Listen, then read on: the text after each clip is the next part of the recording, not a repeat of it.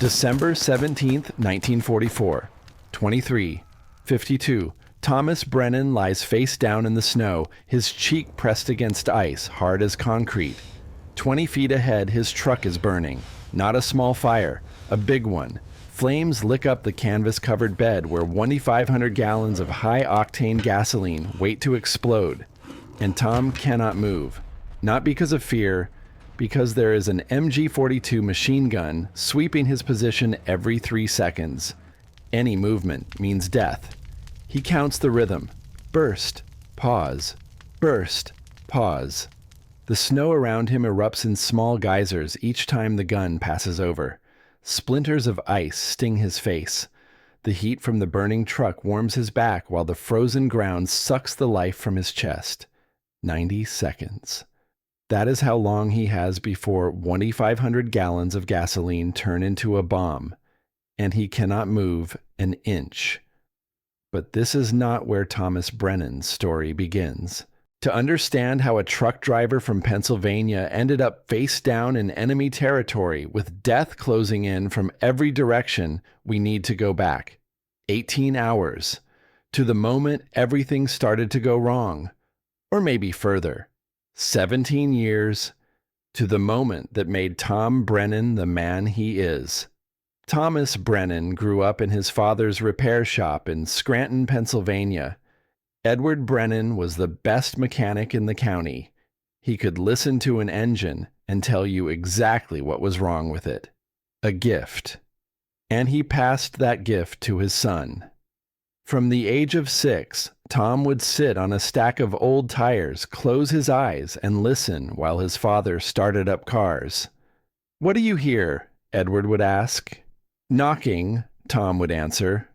"Third piston," his father would smile. "That's right. You've got the ears of a mechanic." By the time Tom was 12, he could diagnose problems his father missed. He could hear things in engines that no one else could. The faintest rattle, the slightest hesitation, the whisper of metal against metal that meant something was about to fail. It was a gift. But gifts sometimes come with curses. In the fall of 1927, Tom was 14 years old. A man named Henderson brought his delivery truck to the shop for inspection. Tom helped his father check the vehicle. Engine, transmission, brakes. When Tom listened to the brakes, he heard something. A tiny sound. A high-pitched whine, almost too faint to detect. Something wrong with the brake line. Maybe a small crack. Maybe just air in the system. He was not sure. "Dad, I think there's something wrong with the brakes," Tom said. Edward checked them, pumped the pedal, looked underneath. "Brakes are fine, son. Probably just dust in the drums." Tom did not argue. He was not certain. He did not want to make trouble over something he might have imagined. 1 week later, Edward Brennan drove that truck for Henderson on a delivery run. He was going down Miller's Grade, a steep hill outside of town. The brakes failed. The truck went off the road and down a 40-foot embankment. Tom's father died on impact. At the funeral, Tom stood beside his mother and stared at the coffin. He knew. He had heard the problem. He had said something, but he had not pushed. He had not insisted. He had not trusted his own ears. From that day forward, Thomas Brennan never trusted his own judgment again. He waited for confirmation. He waited for orders. He waited for someone else to tell him he was right before he acted. Because the last time he trusted himself, his father died. 17 years later, that fear followed him across the Atlantic Ocean and into the frozen forests of Belgium. When America entered the war, Tom enlisted in the Army Air Forces hoping for a mechanic position. Instead, they put him in the Motor Transport Corps. Truck driver. Not glamorous, not heroic. Just mud and snow and endless roads. But Tom was good at it. Better than good. He could hear problems in engines before they became breakdowns. He could feel roads through his steering wheel. He could sense danger in the sound of the wind. By December 1944, he had driven thousands of miles across Europe, Normandy, France, Belgium. He hauled ammunition, food, medical supplies, and above all else, fuel. He learned quickly that modern war ran on gasoline. Tanks did not die from enemy shells. They died from empty fuel tanks. A Sherman tank without gas was just a steel coffin. And there were a lot of steel coffins in Europe that winter. The system was breaking down. Tom could see it. The rapid advance through France had stretched supply lines to the breaking point.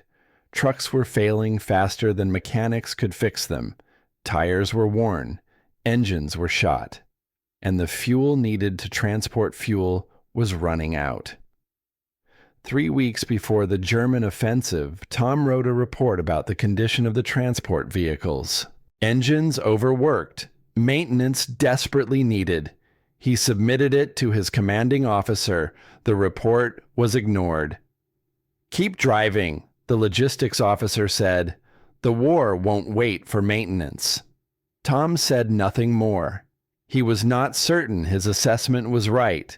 He did not push. Now those trucks were dying all over Belgium, and Tom was one of the few drivers with a vehicle still running. On December 16, 1944, the Germans launched their last major offensive on the Western Front, Operation Watch on the Rhine. 200,000 troops, over 1,000 tanks.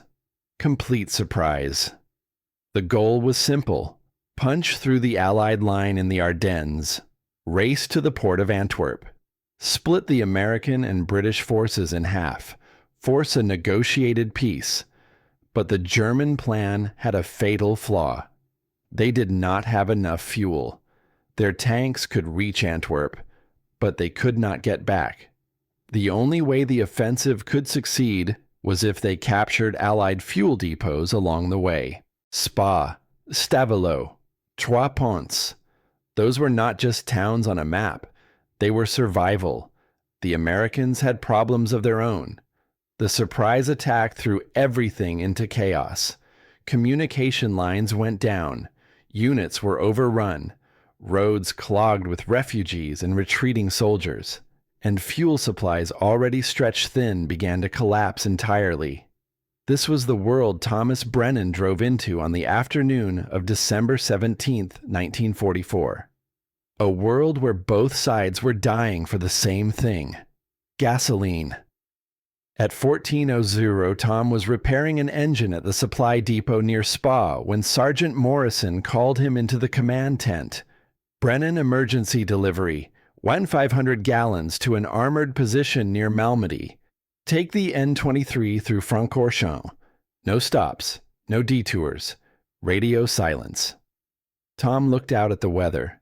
Snow coming down hard. Temperature dropping. "What about a convoy?" "No convoy. You go alone. 3 trucks left this morning on the same route. None of them reported back. 3 trucks. No word." Tom felt something cold settle in his stomach. "Understood, Sergeant."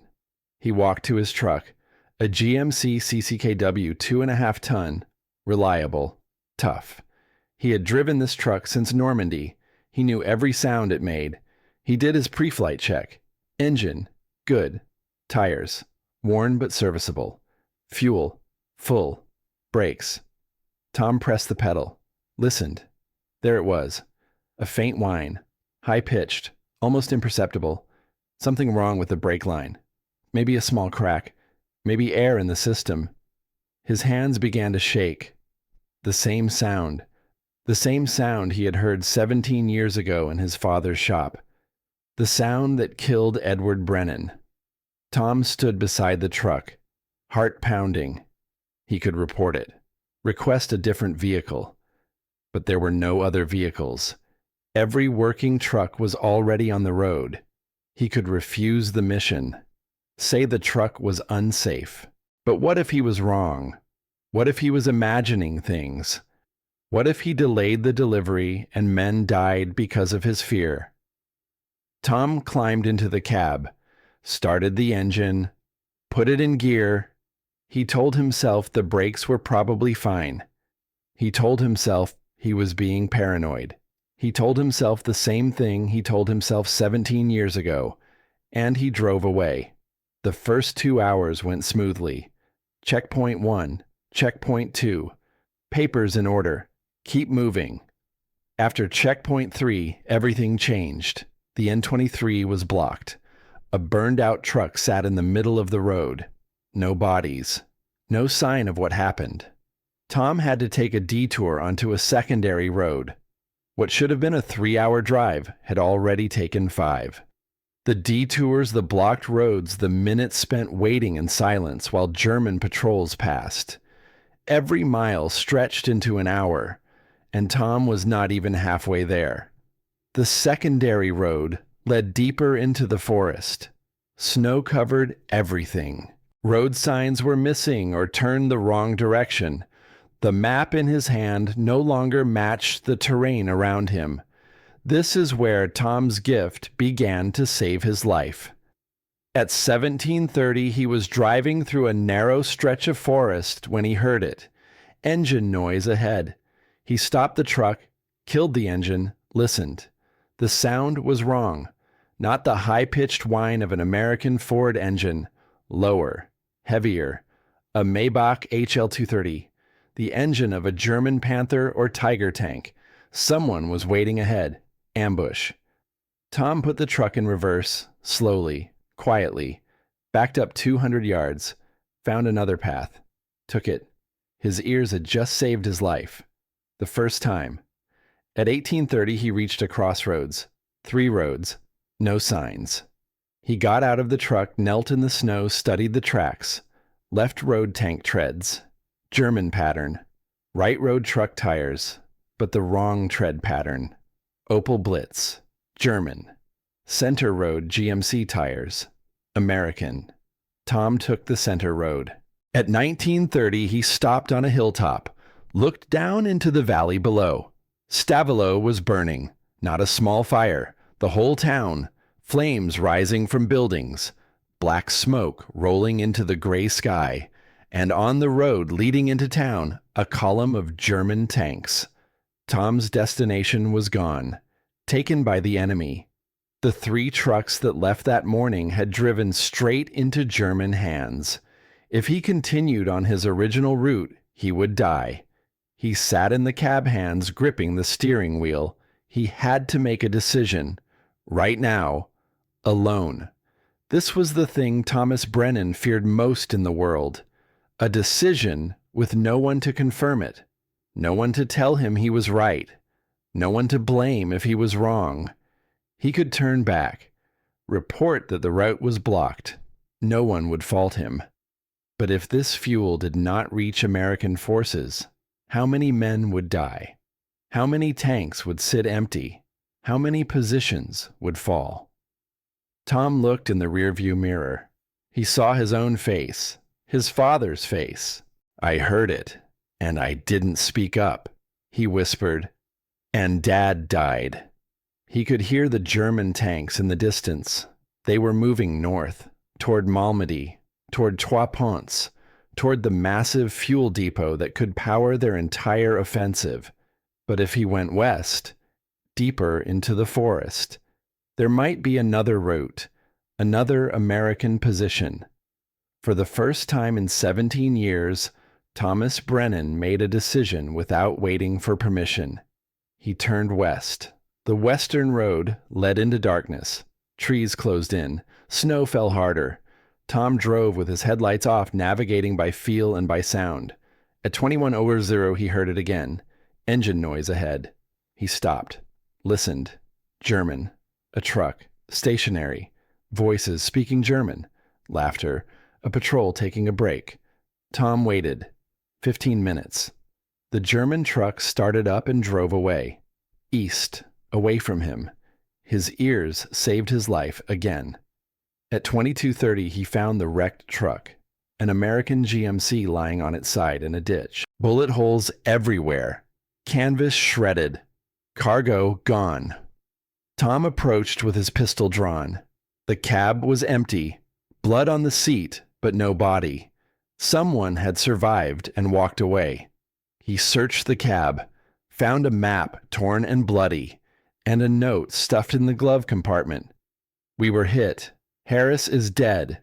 Kowalski and I are heading to outpost Fosse, 4 miles northwest. They have tanks, but no fuel."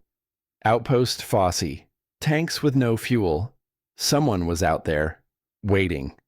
Tom pocketed the note, walked back to his truck, started the engine. That is when the brakes began to scream. Not the faint whine from before. A grinding shriek, metal on metal. The brake line he had worried about was failing. Tom got out, checked underneath. The front left brake pad was worn to bare metal, fluid leaking from a cracked line. He could still drive, but braking power was cut in half, maybe more. On flat ground, manageable. On a steep hill in snow and ice, it meant losing control. Tom stood in the darkness, staring at the failing brakes. He had heard this problem before he left. He had known, and he had said nothing. Just like 17 years ago. He thought about turning back, finding a safer route. But every minute he delayed meant someone at Outpost Fosse waited longer. Every minute meant the Germans got closer. Tom looked at the brakes. Then he looked at his hands. "Dad didn't die because the brakes failed," he said out loud. "He died because he didn't know they were failing. I know." He knew the brakes were bad. He knew the roads were dangerous. But he also knew how to drive. 17 years of experience. He could use the engine as a brake. He could downshift on hills. He could feel the road through the wheel and know when to slow down before it was too late. Tom climbed back into the cab. He started the engine, put it in gear, and drove toward Outpost Fosse, knowing that every hill could be his last. Somewhere ahead, men were waiting. Tanks were sitting empty. A position was dying. And Thomas Brennan, the man who was afraid to make decisions, had just made the biggest decision of his life. He was not turning back. At that same moment, 8 miles to the west, Outpost Fosse was dying. Master Sergeant Victor Castellano stood in the underground command bunker staring at a map by candlelight. He was 42 years old, with salt and pepper hair and the weathered face of a man who had spent his life in dark places. Before the war, Castellano worked in the coal mines of Wilkes-Barre, Pennsylvania, just 20 miles from Scranton, just 20 miles from where Tom Brennan grew up. He knew darkness. He knew tight spaces. He knew the feeling of being buried alive. Now he was feeling it again. 4 Sherman tanks sat in the tree line above the outpost, all of them dead, no fuel for 2 days. The crews slept beside them in the snow holding rifles instead of tank controls waiting for gas that never came. 38 soldiers remained, exhausted, running low on ammunition. 6 wounded, 2 of them critical. The radio had been dead for 36 hours. No contact with headquarters, no orders, no idea what was happening in the rest of the sector. And somewhere to the east, German tanks were coming. Castellano had a wife in Wilkes-Barre, 3 children. The youngest was born after he shipped out, a little girl he had never met. He kept her photograph in his breast pocket next to his heart. Sometimes at night, he would take it out and look at her face, trying to imagine what her voice sounded like. He wanted to go home. He wanted to see his children. He wanted to live. But if Outpost Fosse fell, the Germans would reach Trois Ponts. The fuel depot there held 1.5 million gallons of gasoline, enough to power their entire offensive, enough to change the war. Castellano looked at the map. Then he looked at the blank piece of paper on his desk. He picked up his pen and began to write, Corporal James Okonkwo lay underneath the lead Sherman wrench in hand trying to do the impossible. Jimmy was born in Lagos, Nigeria, the son of a British railway engineer and a Nigerian mother. His grandfather was a blacksmith. Jimmy learned to work with metal before he learned to read. In 1938, he came to America on a technical scholarship. When war broke out, he enlisted. With his skills, he became a tank mechanic. One of the best in the division, Jimmy could fix anything. Anything except the laws of physics. He had spent the last 48 hours trying to make the tanks run without gasoline. He tried burning diesel from a wrecked truck. Not enough octane. The engine coughed and died. He tried draining alcohol from medical supplies. The engine sputtered for 30 seconds and quit. He tried mixing motor oil with whatever flammable liquid he could find. Nearly destroyed the engine block. Nothing worked. Without gasoline, the tanks were just 60,000 pounds of useless steel. Private First Class Eddie Novak stood beside the tank watching Jimmy work. Eddie was 19 years old, a machine gunner from Chicago. His father died when he was 12. His mother worked 2 jobs to raise him and his 3 sisters. When Eddie enlisted, he sent half his pay home every month. "Any luck?" Eddie asked. Jimmy slid out from under the tank, his face covered in grease and oil. His hands were cracked and bleeding from the cold. "One way," Jimmy said. "Only one way. Gasoline." Eddie looked toward the east, toward the darkness where the Germans were. "Think the supply trucks will make it?" Jimmy did not answer. 3 trucks had been sent that morning. None had arrived. None had reported back. They both knew what that meant. In the command bunker, Castellano finished writing. The order was simple: withdraw to Trois Ponts, abandon the position, destroy the tanks to prevent capture. He signed his name at the bottom. His hand was steady, but his heart was not. He had no authority to order a retreat without confirmation from headquarters. But headquarters was silent. The radio was dead. If he withdrew without permission, he could be court-martialed for desertion in the face of the enemy, but if he stayed, 38 men would die for nothing. Castellano folded the paper, put it in his pocket. Then he called his communications corporal. "Give me 6 more hours," he said. "If nothing changes by 0200, we pull out." He did not know why he was waiting. Instinct, stubbornness, the desperate hope that something would change. 6 hours. That was all he had left to give. 10 miles to the east, Sturmbannführer Karl Voigt stood beside his Tiger II, studying a map by lamplight. Voigt was 36 years old. Before the war, he was an engineer for Porsche, part of the team that designed the Tiger tank. He understood machines the way a surgeon understood the human body, every part, every function, every weakness. Now he was watching his machines die. His battle group had started with 12 tanks, 4 Tiger IIs, 6 Panthers, 2 Panzer IVs, a powerful force, enough to punch through any American position. But they had a problem: fuel. The depot at Stavelot was supposed to have 500,000 gallons, enough to reach Antwerp and back. When Voigt's group arrived, they found ashes. The Americans had burned it before retreating. Every drop gone. Now his tanks were running on fumes. 30 kilometers of fuel remained, maybe less. After that, they would be stranded in the forest, helpless, waiting to be destroyed by American aircraft when the weather cleared. Trois Ponts was his only hope. The depot there had 1.5 million gallons. If he could reach it, his group would survive. The offensive would continue. But there was an American outpost in the way. Fosse. "What do we know about the position?" Voigt asked his intelligence officer.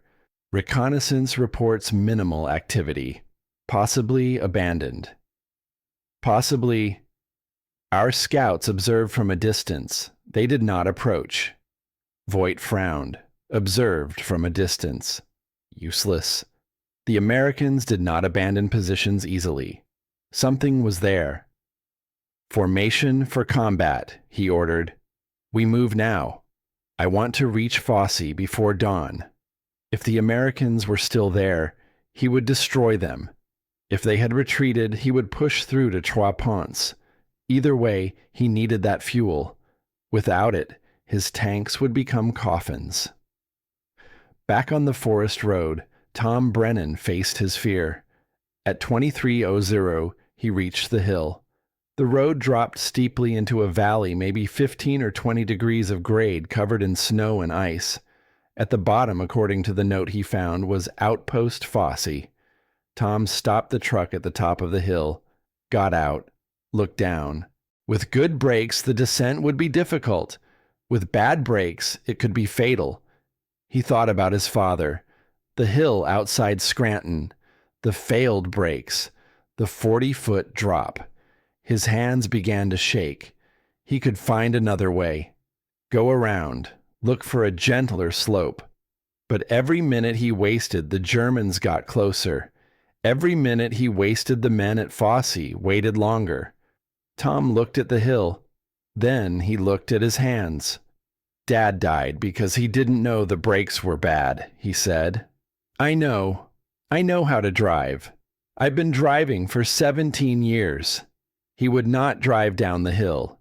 He would let the truck roll down in first gear using the engine compression as a brake. He would only touch the brake pedal when absolutely necessary. He would feel the road through the steering wheel and know exactly when to slow down. Tom climbed back into the cab, put the truck in first gear, released the parking brake. The truck began to roll, 5 miles per hour. 10, 15. The engine whined as it fought to hold back the weight. Tom gripped the steering wheel, feeling every bump, every patch of ice, every change in the road surface. Halfway down, the rear wheels began to slide. Tom turned into the skid, correcting the drift. The truck straightened out. He touched the brake pedal. Gently. The truck shuddered but held. 3 minutes. The longest 3 minutes of his life. At the bottom of the hill, Tom stopped the truck. His hands were shaking. His shirt was soaked with sweat despite the cold. He had done it. He had faced the thing that killed his father and survived. But the night was not over. At 23:40, Tom was driving through a narrow stretch of road when he heard it. Not an engine, something smaller. A faint metallic sound. The click of a weapon being cocked. Tom's instincts screamed at him. He floored the accelerator. Too late. Machine gun fire erupted from the trees. Bullets tore through the cab, shattering the windshield, punching through the door. Tom ducked down, one hand on the wheel glass raining on his head. The truck lurched forward. Then a bang. The front tire exploded. The steering wheel jerked from his hands. The truck veered off the road and slammed into a ditch. Tom was thrown forward. His head hit the steering wheel. Everything went black. When he woke, the truck was on fire. Not a big fire yet. Just the engine. But the flames were spreading backward toward the fuel tanks. And outside, German voices were getting closer. This is where we began.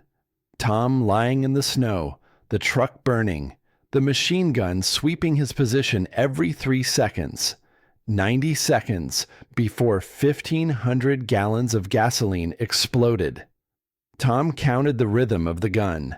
Burst. Pause. Burst. Pause. The MG-42 fired at 1,200 rounds per minute, but it had to change belts every 250 rounds. That meant 12 to 15 seconds of fire, then 3 to 4 seconds to reload. He listened, counted. Burst. 1, 2, 3, 4, 5, 6, 7, 8, 9, 10, 11, 12. Pause. The gun stopped. Reloading. Tom jumped up and ran.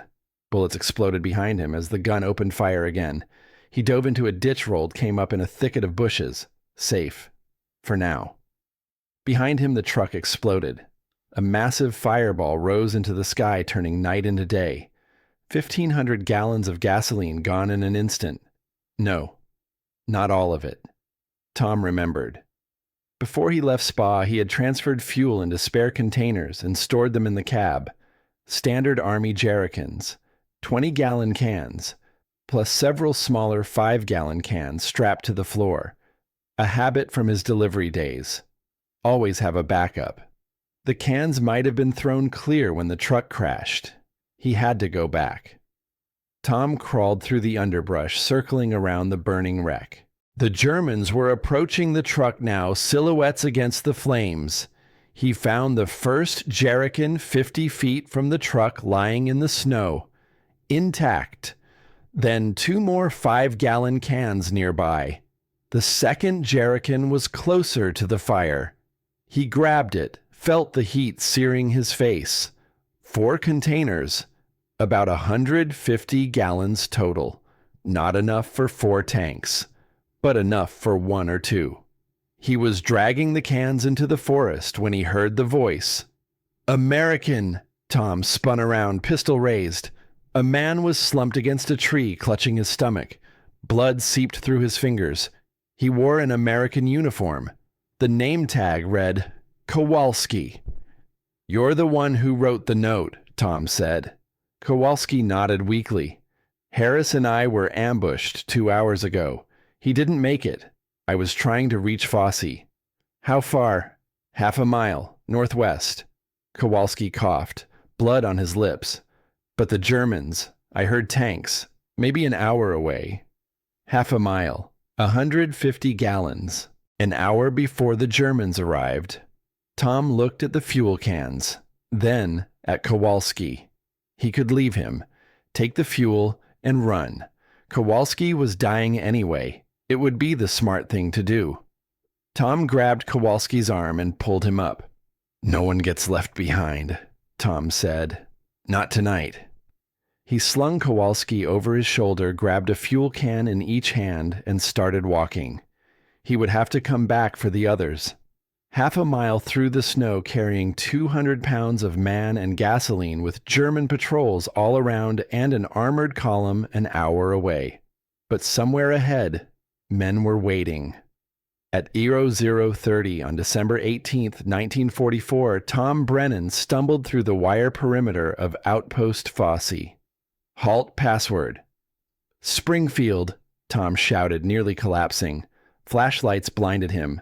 Then footsteps running. Private Eddie Novak reached him first. Sarge, we got someone. Castellano ran out of the command bunker, saw Kowalski. Jesus, Kowalski. We thought you were dead. Not yet, Kowalski whispered. Thanks to him? Castellano looked at Tom, looked at the fuel cans. Who are you? Private Thomas Brennan, Motor Transport Corps. I have a delivery. He set down the cans. There's more. 2 more cans back where I came from. I couldn't carry everything. Eddie Novak immediately volunteered. I'll get them. He disappeared into the darkness and returned 10 minutes later with the remaining fuel. Castellano looked at the 4 containers. How much total? About 150 gallons, Tom said. It's all that's left. Silence. Everyone stared at the small collection of cans. Jimmy Okonkwo pushed through the crowd, picked up one of the jerrycans, shook it. His eyes widened. 150 gallons, Jimmy said. Enough to fill 1 tank completely, or 2 tanks halfway. Castellano looked at him. Enough for what? Jimmy looked toward the Shermans sitting dead in the tree line. Enough for a fight. Castellano reached into his pocket, pulled out the withdrawal order he had written, looked at it for a long moment, Then he tore it in half. "Get those tanks running," he said. "We're not going anywhere."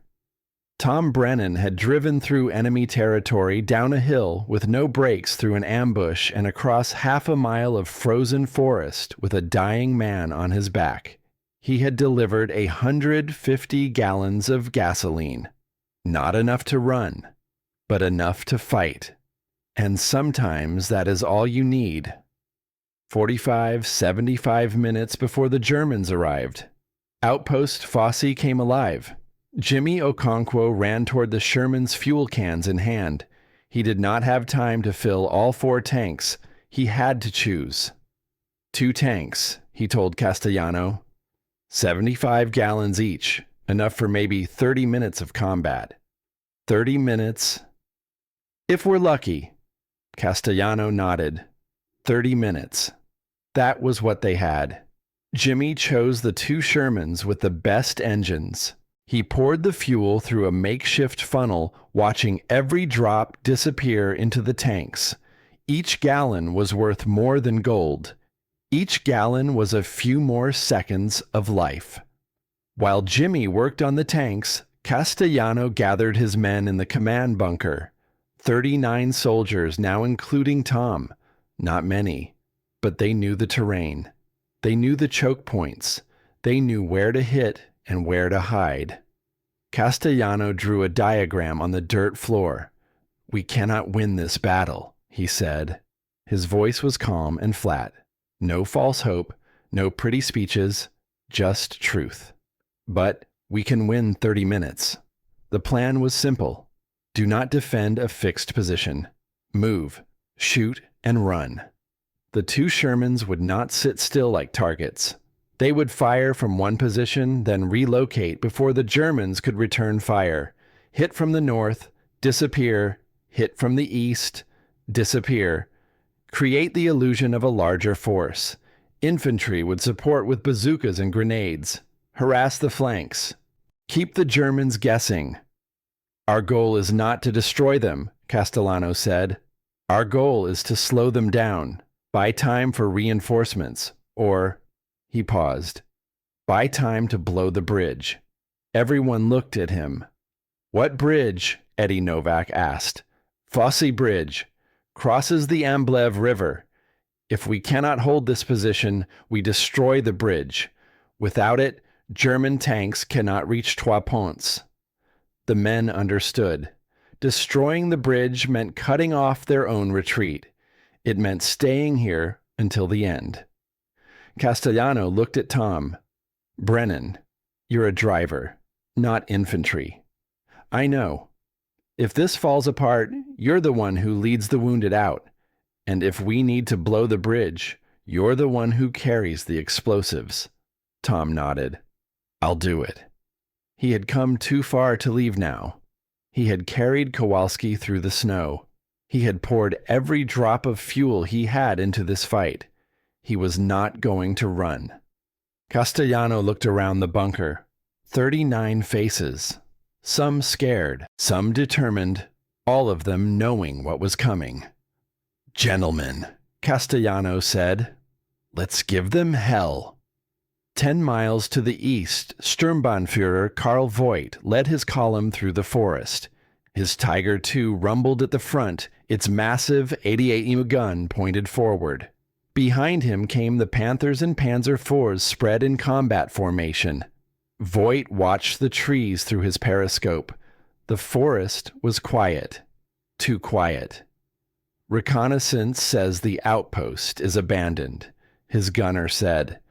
"Reconnaissance observed from a distance," Voigt replied. "They did not go in." He did not trust it. The Americans were stubborn. They did not abandon positions without a fight. Something was waiting ahead, but he had no choice. His fuel gauges were dropping. Every minute he delayed his tanks drank more gasoline. If he did not reach Trois Ponts soon, he would not reach it at all. "Increase speed," he ordered. "Combat formation. Be ready for anything." The column pushed forward through the darkness. Voigt was an engineer.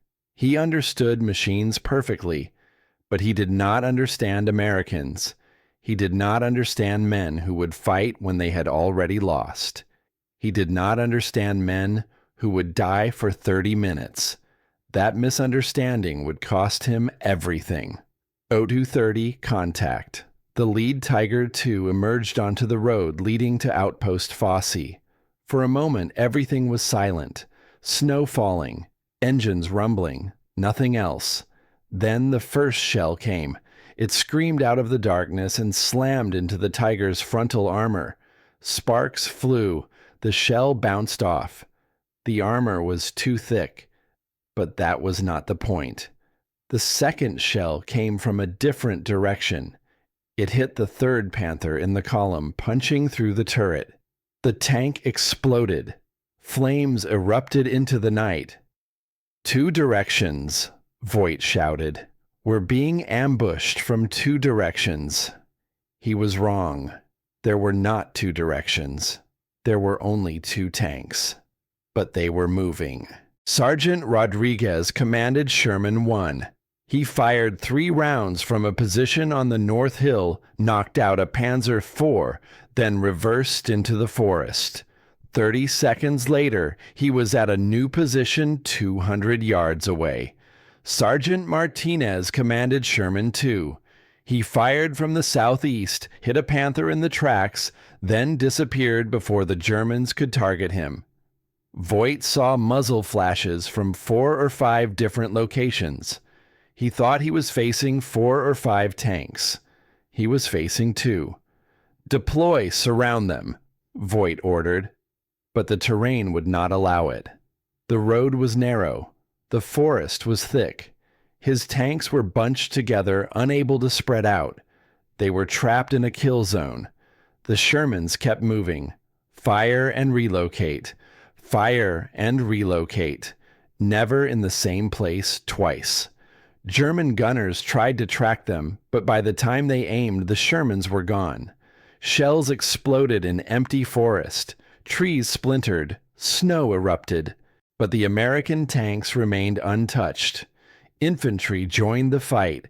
Bazooka teams crept through the underbrush, firing at tracks and wheels. A Panther lost its left track and slewed sideways, blocking the road. A Panzer IV took a bazooka round in the engine and burst into flames. Voight watched his column disintegrate.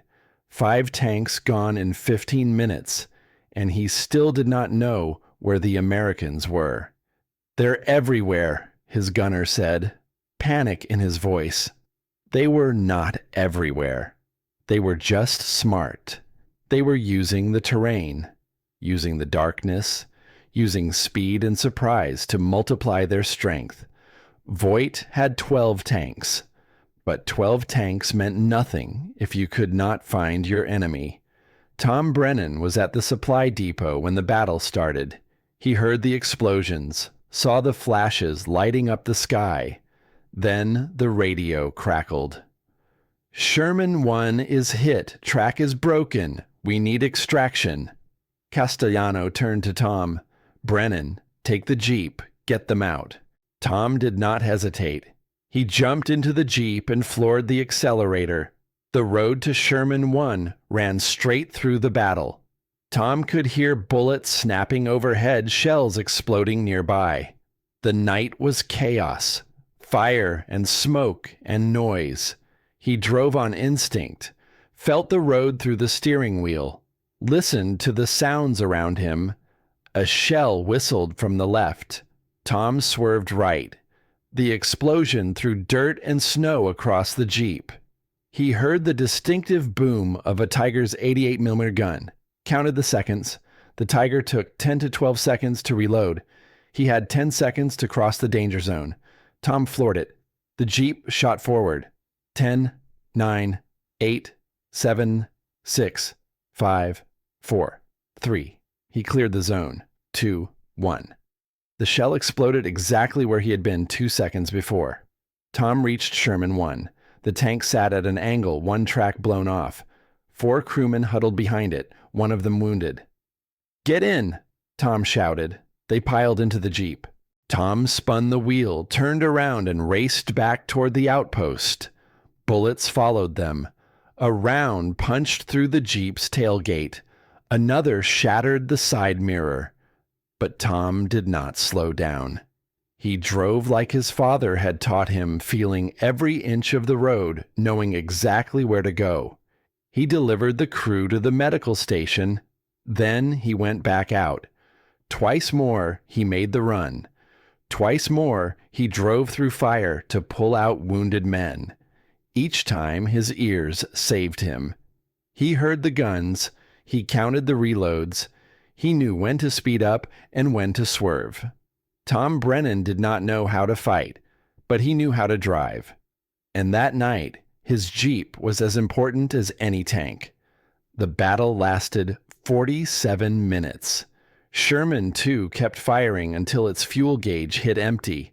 Sergeant Martinez got off one last shot, knocked out another Panther, then the engine died.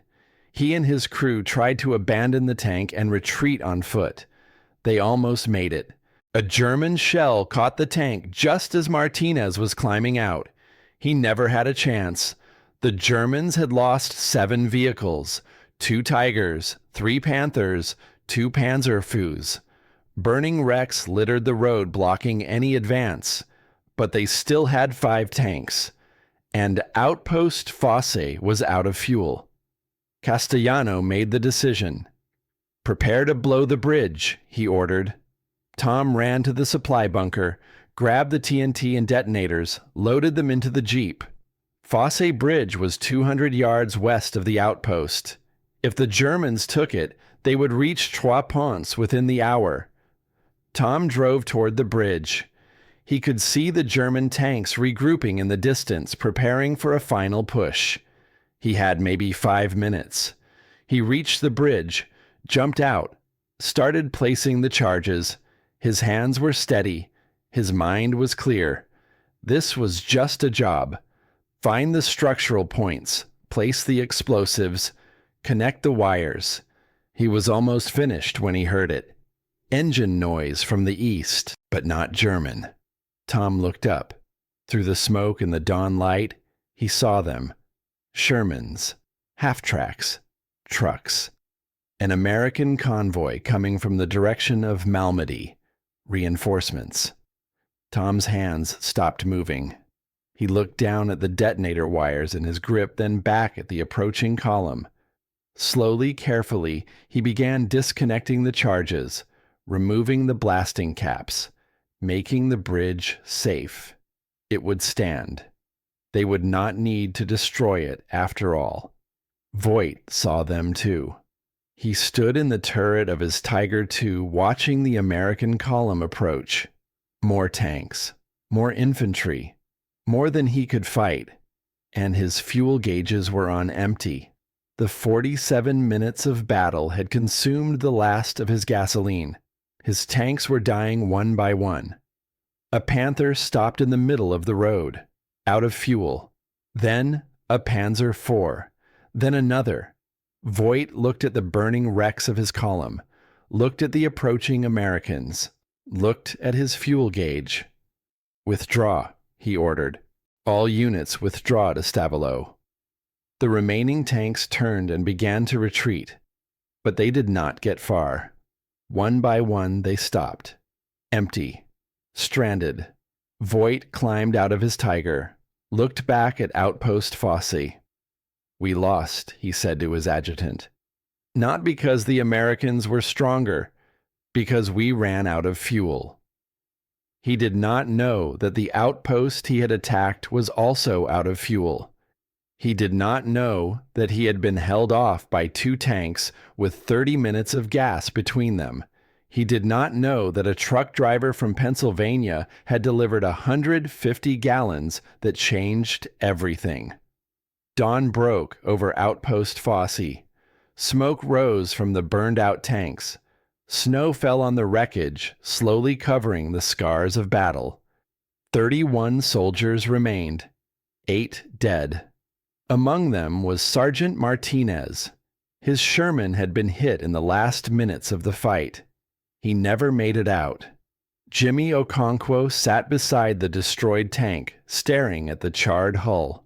Martinez had been his friend. They had played cards together, talked about what they would do after the war. Martinez wanted to open a garage in Texas. Jimmy was going to be his partner. 150 gallons, Jimmy said quietly. We fought a battle with 150 gallons. Castellano walked over to Tom.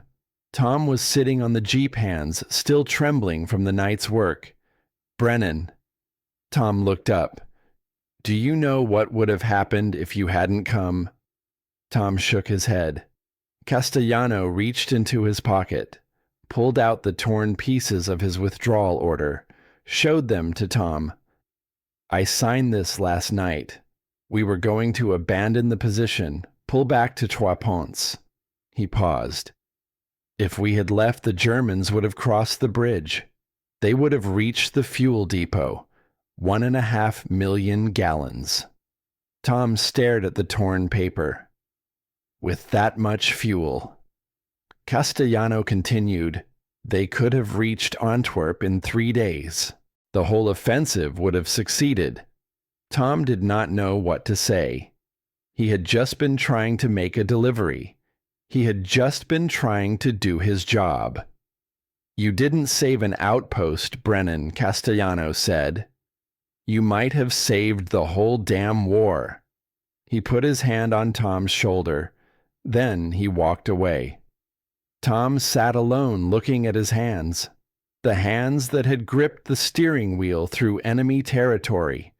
The hands that had poured fuel into dying tanks. The hands that had carried a wounded man through the snow. His father's hands. What happened at Outpost Fosse was a small link in a chain, but that small link held everything together. Voigt's battle group was destroyed, not by shells, by empty fuel tanks. The Germans lost 7 vehicles in combat and 5 more to lack of gasoline. None of them reached Trois Ponts. Without Voigt's group, the northern spearhead of the German offensive collapsed. Kampfgruppe Piper, the most powerful German force in the sector, ran out of fuel within 48 hours. On December 19th, Piper ordered his men to abandon over 100 tanks and armored vehicles. They walked out of the Ardennes on foot. The fuel depot at Trois Ponts remained in American hands. 1.5 million gallons that never reached German engines. Bastogne, surrounded and besieged, held out until Patton's Third Army broke through on December 26th. By the end of January 1945, the Battle of the Bulge was over. The Germans had lost. It was their last major offensive on the Western Front. Hitler had gambled everything on fuel, and he lost because of 150 gallons. Thomas Brennan came home in the spring of 1945. He received a Bronze Star for meritorious service in combat. The citation mentioned delivery of critical supplies under enemy fire. It did not mention Outpost Fosse. It did not mention the 150 gallons. It did not mention the 47 minutes that helped save Trois Ponts. Tom returned to Scranton. He opened a repair shop just like his father's. He married a woman named Catherine. They had 3 children. He never talked about the war. But every year on December 18th, he drove to the military cemetery in Philadelphia. He put flowers on the grave of Sergeant Martinez, the tank commander who died in the last minutes of the battle. He never said anything. He just stood there for a while. Then he went home. In 1987, Tom's son asked him about the war. "Dad, what did you do over there?" Tom looked at his son for a long moment. "I drove a truck," he said. "That's it." Tom was quiet. Then he said something his son never forgot. Sometimes getting to the right place matters more than knowing where you're going. That was all he ever said about it. Thomas Brennan died in 2006. He was 93 years old. His obituary mentioned his service in World War II. One line, veteran of the European Theater Motor Transport Corps. It did not mention Outpost Foss. It did not mention the 150 gallons. It did not mention the battle that helped save the fuel depot at Trois Ponts. But in 2008, a military historian found an old after-action report in the National Archives. The report described a small engagement at an outpost in the Ardennes, 4 tanks with no fuel, a truck driver who arrived with 150 gallons, a 47-minute battle that stopped a German armored column. The historian tracked down Tom's family, interviewed his son, pieced together the story. He calculated that if Trois Ponts had fallen, the Germans could have extended the war by 2 or 3 months. That meant tens of thousands more deaths. American, British, German, civilian. Your father, the historian told Tom's son, may have saved more lives than any general in the Battle of the Bulge, with 1 truck and 150 gallons of gasoline. Tom's son thought about that. Thought about his father, who never talked about the war, who never claimed to be a hero, who just said he drove a truck. He never saw it that way, the son said. He just thought he was doing his job. The historian nodded. That's usually how it works. The people who change history never know they're doing it. Tom Brennan lived his whole life afraid of making the wrong decision. He thought he had killed his father by not speaking up. He spent 17 years waiting for someone else to tell him what to do. But on the night of December 17th, 1944, he stopped waiting. He made a decision to turn west when his orders said go north. He made a decision to drive down a hill with broken brakes. He made a decision to go back for the fuel cans when he could have run. He made a decision to carry a dying man through the snow when he could have left him behind. Every decision was his. No orders, no confirmation, no one to blame if he was wrong. And those decisions saved lives, maybe thousands of lives. Sometimes the right road is the one you were never supposed to take. Sometimes the people who change history are the ones nobody remembers. And sometimes courage is not about being unafraid. It is about being afraid and doing it anyway. Tom Brennan was afraid his whole life, afraid of making mistakes, afraid of trusting himself. But when it mattered most, he trusted his hands on the wheel and his ears on the road. He trusted 17 years of experience. He trusted the gift his father gave him. And he drove. They were waiting, Tom told his son once near the end of his life. I didn't know who they were or where they were, but I knew someone was waiting. And I couldn't let them wait any longer. That is the only explanation he ever gave. It is the only one that matters. They were waiting, and he came.